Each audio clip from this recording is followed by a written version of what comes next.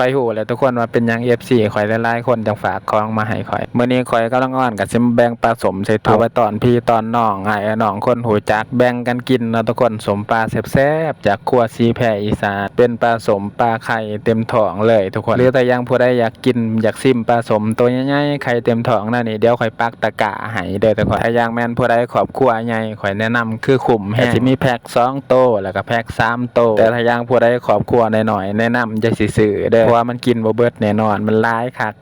โตบักใหญ่ถ้ายังผู้ใดมีตัวเย็นแล้วก็แช่2ฟิตไว้ก็บ่เป็นหยังต้องเอาไปแบ่งพี่แบ่งน้องคือจังข่อยกับนางอ่อนตอนนี้เพราะว่าทางหลานเพิ่นก็ใจดีแฮงฝากมาให้ข่อยกับนางอ่อนบักหลายข่อยก็เกรงใจเพิ่นได้จักสิเฮ็ดแนวใดอยากถูกรางวัลที่1เด้ข่อยสิไปเมาหลานเพิ่นโลด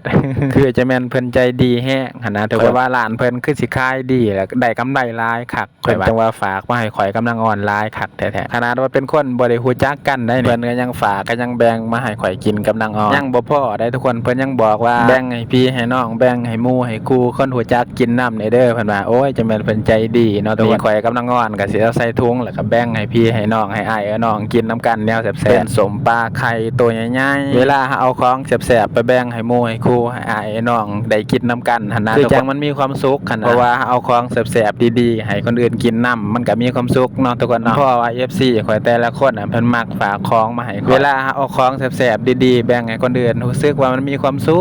ขคือเวลาเอาของให้เขาแล้วเห็นรอยยิ้มแววตาเขาดีใจเฮาแฮงมีความสุขได้ทุกคนพ่อแบบเอื้อยๆพี่ๆเพิ่นมีหยังเพิ่นก็ฝากมาให้ข่อยเข้าใจความสุขที่เพิ่นฝากมาให้ข่อยข่อยก็บ่เข้าใจอะไรเป็นหยังคือจังฝากของมาให้ข่อยหลายบ่หยันเปลืองเงินบ่คิดว่าเอาของไปให้อ้ายให้น้องให้ป้าให้ลุงกินนํกันเขารับของเฮาก็รู้สึกมีความสุขนํเขาความสุขจากการให้คนอื่นเนี่ยมันเป็นจังซี่ให้เราทุกคนข่อยก็พวกเข้าใจตอนแรกข่อยก็บ่เข้าใจว่าของที่เพิ่นฝากมาให้ข่อยมันก็บ่ได้น้อยถ้าเป็นเงินเป็นทองก็บ่แม่นน้อยได้บักหลายได้แต่ละคนเพราะว่าสิเป็น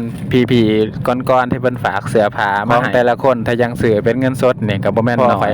ได้ย่างเอาของไปให้กับน้องอ่อนแล้วรู้สึกมีความสุขเห็นบ่ความสุขจากการให้อย่าลืมสั่งกันเด้อทุกคนเดี๋ยวข่อยปักตะกร้าไว้แนวแซ่บ